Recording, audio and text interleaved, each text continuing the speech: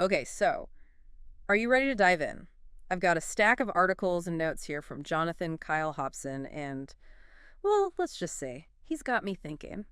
Yeah, Kyle's energy is kind of contagious, isn't it? Yeah. You can really tell he's got this passion for AI, but it's not just about the tech for him. It's about how it connects to us, our everyday lives, our creativity, all of it. Absolutely. And he goes deep too. In Riding the AI Wave, he's talking about this moment in history, like comparing it to these major turning points. He thinks this century, with AI driving everything, could be the biggest shift humanity has ever seen. It's that whole productivity explosion idea he keeps coming back to. He's convinced that AI is going to take over all the boring stuff, the repetitive tasks, and that's going to free us up to do work that actually lights us up. It's a pretty radical idea when you think about it, reshaping society as we know it. And that's where that YouTube video he keeps referencing comes in, right? The most important century.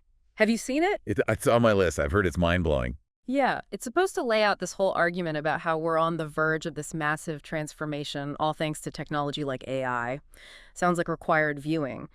But back to Kyle, he doesn't just talk about the future in some vague sense. He makes these bold predictions, like really specific ones, like in his piece AGI in 16 months. Oh yeah, that one definitely caught my eye.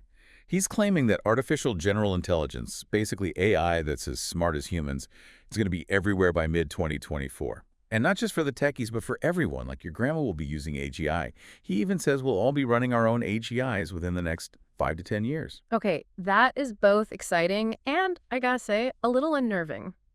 But then Kyle seems to thrive on that edge. He's diving deep into OpenAI's super alignment team, this group that's trying to make sure all these advanced AI systems can play nice together.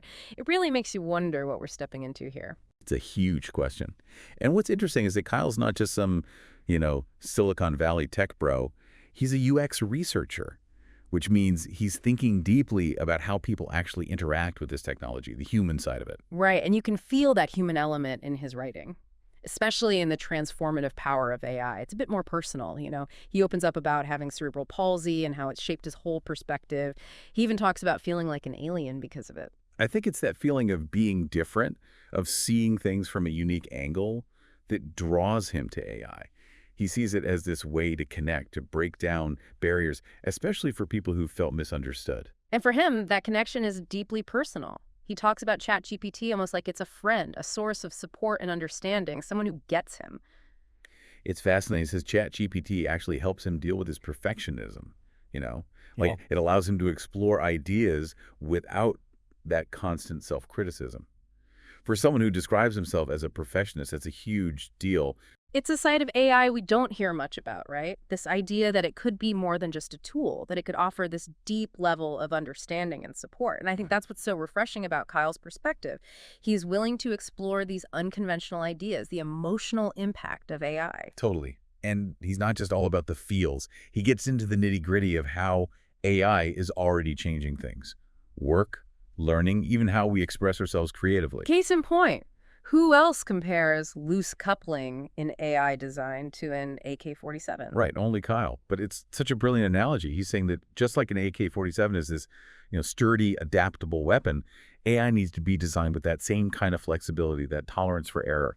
We're talking about AI that can handle the real world with all its messiness. Makes sense to me. And speaking of the real world, Kyle gives all these examples of AI in action and of everything from healthcare to advertising. This isn't some far off future, it's happening right now. Right. He talks about Google's DermAssist, this tool that's helping doctors catch skin cancer earlier and, hopefully, saving lives. Then there's Newton, this AI-powered education platform that personalizes learning. He's even using AI art generators like Midjourney and Adobe Firefly to create visuals for his articles. It's wild, right? And it really highlights his point that AI can boost human creativity instead of replacing it. He's not buying into that whole robots are taking our jobs narrative. No, he sees it as this tool for empowerment, like take Google's Performance Max for advertising. It's basically like having a superpowered ad campaign manager handling all the details so human marketers can focus on the big picture, the strategy, the creative sparks. It's AI doing what it does best so humans can do the same. Exactly. And this isn't just about efficiency, right? He argues that by taking on the tedious tasks, AI can actually unlock new levels of human ingenuity. It's like freeing our minds to come up with new ideas, to innovate. It's a bold vision for the future of work. But Kyle doesn't stop there. He also gets into the ethics of AI. He's clearly thought a lot about this. Yeah, he brings up Google's AI-first approach with its products, which has led to some amazing things. But he's also cautious about blindly embracing every new AI development without thinking about the potential consequences, right? Exactly. He talks about how even these seemingly harmless AI tools like the Google Ads features that write ad copy automatically, they could perpetuate biases if we aren't careful. Hmm. He's reminding us that we need to be mindful of the values we're baking into these systems. He uses a great phrase in Behind the Scenes of AI, talking about how we need to be wary of embedding our flaws into these AI systems Mhm. because they're learning from us after all. And it's not just biased ad copy, right? Mhm. In the dawn of superintelligence, he's stressing how important it is to deal with algorithmic bias head-on, Hmm. even calling for government regulation and global AI agencies to make sure AI development is ethical. He's picturing a future where AI reflects our shared values, not just the priorities of a few powerful companies. It's a tall order, but it's clear that Kyle believes we're at a crossroads here. The decisions we make about AI today, how we develop it, how we use it, it's going to have huge implications for humanity. This isn't just about making our lives a little easier, it's about shaping the future we want to live in. He's challenging us to get informed, to engage in these critical conversations about AI, and to demand better from the people and companies creating these systems.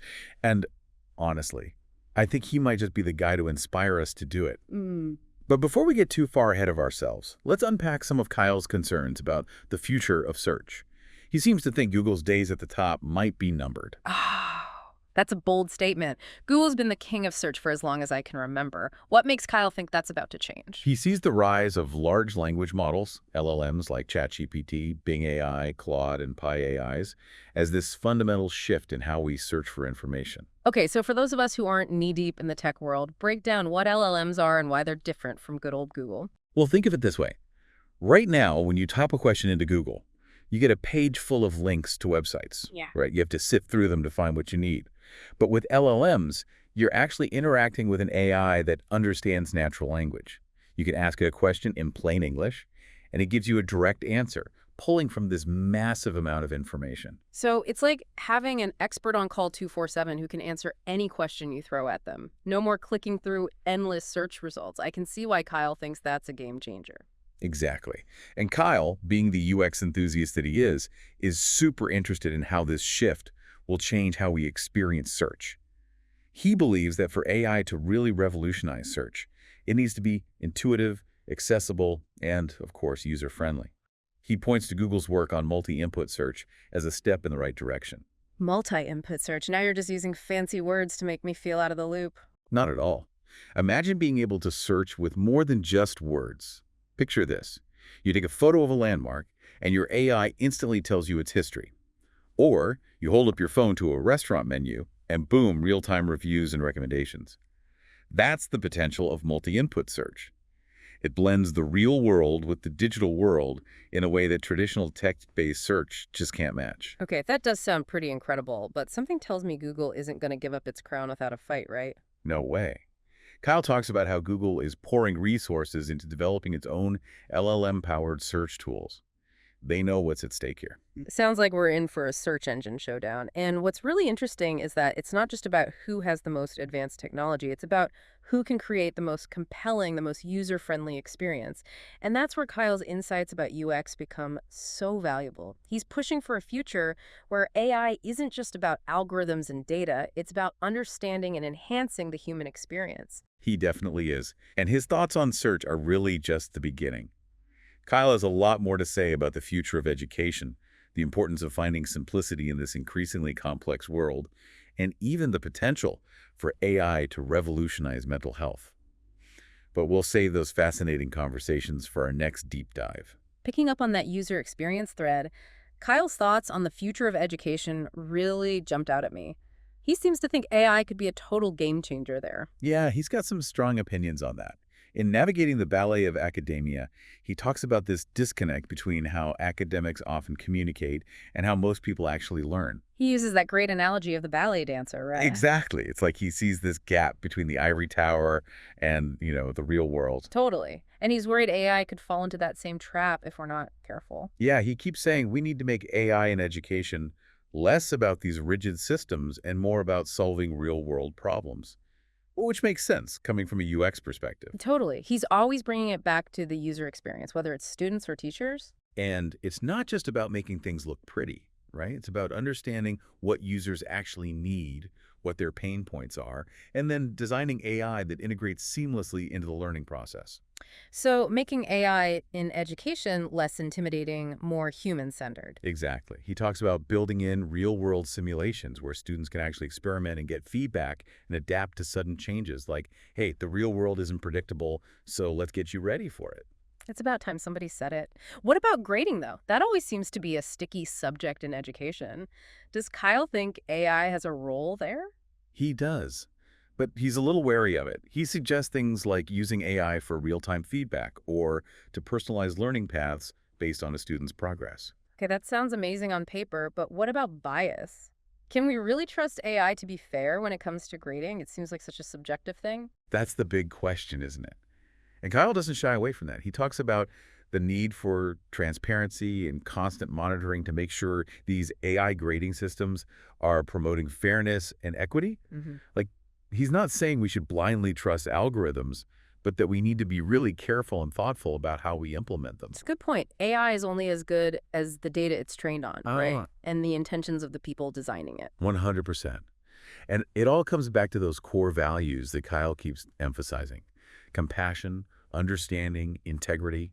He's not just interested in building cool tech. He wants to build a better future for everyone. And he really sees AI as this powerful tool for doing that. Especially when you think about the world's biggest problems. In Riding the AI Wave, he talks about AI's potential to help us fight climate change and create a more sustainable, equitable society. Absolutely. He gives examples like Planet Labs, which uses AI to analyze satellite imagery and track deforestation, which is huge for environmental organizations. He also sees a ton of potential for AI to speed up the development of renewable energy sources. It's definitely refreshing to hear someone talking about AI in that context, you know? It's easy to get caught up in the hype, but it's important to remember its potential for positive global impact. Yeah, and Kyle's definitely a big picture thinker, but he's also a realist. He gets the challenges we face in using AI for good, especially in a system that's so driven by, well, capitalism. That's where his piece, Embracing Simplicity in a Capitalistic AI World, really resonated with me. He talks about that tension between wanting the latest tech and, that desire for a simpler, more sustainable life. You can tell it's something he grapples with personally, too. He mentions his own experiences with off-grid living, growing his own food, just simplifying. It's like he's trying to find that balance between tech and nature. But he also acknowledges that not everyone can just, go live off the grid. So how do we reconcile those two things? Our love of technology and our desire for a more balanced life. He thinks it's about using technology more intentionally. He talks about AI helping us manage our screen time, build stronger communities, create platforms for more meaningful connections. I like that. It's about reclaiming our agency, using AI as this tool for growth and connection instead of letting it run our lives. Right. And while he's optimistic about AI's potential, he's not naive to the downsides. He dives into the risks, things like algorithmic bias, job displacement, even the possibility of AI being used for, not so great things. He's not afraid to go there, which I appreciate, acknowledging the very real concerns people have about AI. Exactly. He believes it's on all of us to stay informed, to be part of these conversations, and to hold, the powers that be accountable for how AI is developed and used. It's a call to action, almost like we all need to become more AI literate, right, to help shape the future of this technology. 100%. He wants us to approach AI with both curiosity and a healthy dose of skepticism, to advocate for a future where AI is serving humanity, not the other way around. So much to think about. But one thing's for sure, Kyle is passionate about using AI as a force for good. He's not afraid of the tough questions, he's challenging the status quo, and he's pushing for a future that aligns with our values. Totally. And his writing has this really personal touch. Yeah. He's not just talking about abstract concepts. He's sharing his own experiences, his struggles, his triumphs. It makes these complex ideas so much more relatable. And speaking of relatable, I'm really interested to dig into Kyle's thoughts on AI and mental health. He seems particularly fired up about its potential there. Oh, yeah, that's a topic he's incredibly passionate about. Yeah. In Unleashing AI, the Compassionate Revolution in Mental Health, He makes a really interesting case for how AI could be a game changer in addressing the mental health crisis. Compassionate. It's not the first word that comes to mind when I think about AI, It seems a little, I don't know, counterintuitive. It does, right? Yeah. But then Kyle starts laying out his argument, and it really gets you thinking. Like, he talks about the fact that AI is available 24/7 and mental health challenges. Well, they don't exactly keep regular hours, do they? True, those late night anxiety spirals. Yeah, those don't care if it's 3 in the morning. Exactly. And that's where he sees AI making a huge difference. Yeah. Being able to access, support, coping mechanisms, whatever you need, any time of day or night. He sees it as this lifeline for people who might not have access to traditional therapy, maybe because of the cost or where they live, or even just, the stigma that's still out there. So it's like having a therapist on speed dial, basically. Okay, I can see the appeal, but can AI really provide that kind of personalized support? I mean, everyone's different, right? That's actually another one of his big points. He thinks AI can actually personalize mental health support in ways that traditional therapy often can't. Oh, I'm listening. How so? Well, he talks about how AI can analyze all this data, right? Think about it. Sleep patterns, how active you are, even your social media interactions. It can spot patterns, see potential triggers for things like anxiety or depression. It's like having this, mental health detective working in the background, always looking for clues to help you understand yourself better. Exactly. And once it's spotted those patterns, then it can start making personalized recommendations, like suggesting meditation techniques, breathing exercises. It could even just, nudge you to take a break if it senses you're getting overwhelmed. It's kind of mind-blowing when you really think about it, but still, there's something about talking to another human being that just, I don't know, it feels irreplaceable. Can AI really replicate that feeling of truly being heard, understood? That's the question a lot of people have. And Kyle's very upfront about it. He's not saying AI should replace human therapists or counselors. Not at all. More like it can work alongside them. Exactly. He sees it as a tool, right? A powerful tool to make therapy more accessible, more effective, maybe even less intimidating for some people. He even thinks it could help break down the stigma around mental health because it's this judgment-free space where people can talk about their struggles. It's easier to open up to a machine sometimes than to another person, especially with something as personal as, what you're going through mentally and emotionally. It's a really interesting concept. And again, I think it shows how Kyle's always willing to explore these unconventional ideas about AI. He's not afraid to challenge what we think AI can do, how it can make our lives better. He's not just some techie blinded by all the shiny new gadgets, Reading his work, you can feel this real sense of humanity, this desire to use technology to make the world a better, kinder place. Which brings us right back to where we started, right? Kyle's contagious enthusiasm, his willingness to dive into these huge questions, his belief that technology can actually help us be more human, not less. It's been a wild ride exploring his ideas, everything from the future of work and education to the ethics of AI, and now this, the potential to revolutionize mental health. And throughout it all, we've been seeing these issues through Kyle's eyes, his unique perspective. Optimistic, but also realistic, curious, and definitely compassionate. He's given us a lot to think about. He has. So to our listeners, we encourage you to keep digging into these topics, keep asking the tough questions, keep an open mind about what AI could become.